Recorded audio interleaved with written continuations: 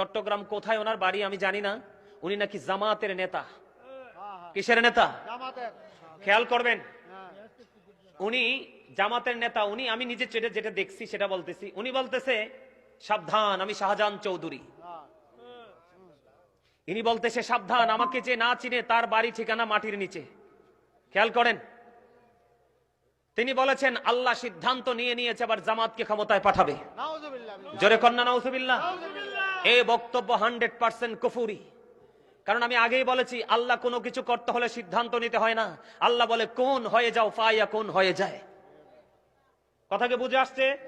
আবার তিনি বলেছেন ওনার জন্য নাকি সূর্য দাঁড়িয়ে থাকবে। আরো জোরে বলেন না নাউজুবিল্লাহ। ওমা, এটা আমি, আপনারা অনলাইনে দেখেন না, আমি বানিয়ে বলছি না, আপনাদের ইমানকে ধরে রাখার জন্য, মজবুত করার জন্য বলছি। কারণ এই বক্তব্য বিশ্বাস করলে কারো ইমান থাকবে। আপনার আমার প্রথম কাজ ইমান, এরপরে আমল। কথা কি বুঝতে পারছেন? তাদের দলের, দেখেন আমি এই কথাগুলো কেন বলছি, তাদের দলের এক নেতা কয়দিন আগে অত্যন্ত ভদ্র, অত্যন্ত মার্জিত ভাষায় তিনি বক্তব্য দিয়েছে কি, যে মুসলমান আর বেঈমান মুদ্রার এপিট আর ওপিট। না বুঝে বলেন না, রোজা আর পূজা একই জিনিস। আরো জোরে কন নাউজুবিল্লাহ। এরা আবার টকশুতে এসে বসে বসে বলে এটা ওই পার্সনটার ব্যক্তিগত মনোভাব। তো উনার যদি এটা ব্যক্তিগত মনোভাব, ব্যক্তিগত মত হয়, তাহলে দলের পক্ষ থেকে তো গুরুত্বপূর্ণ জায়গা দিয়ে রেখেছেন কেন? প্রশ্ন কি আসে না? আরো জোরে বলেন, আসে কি আসে না? এই ঘুমাই থাকলে হবে না, এই দেশটা আমার আপনার সবার।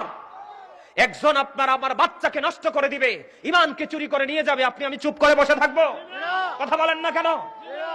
এই খেয়াল করেন, আমি দলিল দিচ্ছি, যেই ব্যক্তি পরিপূর্ণ রোজাদার হয়ে মরবে, আমার রাসূল বলেছেন কাল হাসরের ময়দানে তার জন্য স্পেশাল একটা জান্নাতের গেট খোলা হবে, যেটার নাম হলো রাইয়ান। আরো জোরে কন্না সুবহানাল্লাহ। এই জান্নাতের গেটের নাম হলো রাইয়ান। এই গেটটা দিয়ে শুধু পরিপূর্ণ স্পেশাল রোজাদাররা জান্নাতের গেট দিয়ে ঢুকবে। ঢোকার পরে যখন রোজাদাররা ঢুকে যাবে, অটো দরজাটা বন্ধ হয়ে যাবে। রোজার মর্যাদা আছে না নাই? আর পূজা, রোজার পূজাকে এক করছে, এটা আমার বানানো না। আমি যদি বানাইয়ে বলে থাকি আল্লাহ আমার জিহ্বা কাটবে। আপনারা সবাই দেখবেন অনলাইনে, অনুরোধ রইল। আমি আপনাদেরকে বলি, আর পূজা যারা করে, পূজা সম্পর্কে আল্লাহ কি বলেছেন? ইন্নামাল খামরু ওয়াল মাইসিরু ওয়াল আনসাবু ওয়াল আজলামু রিজসুম মিন আমালি শাইতান। আল্লাহ বলেছেন মদ, জুয়া, মূর্তি, ভাগ্য গণনা, ঘৃণ বস্তু শয়তানের কাজ। তাহলে রোজার পূজা এক হইল কেমনে? কথা বলেন না কেন? রোজার পূজা এক। ওরা বলছে হিন্দুদের উলুধ্বনি আর মুসলমানের আজান একই জিনিস।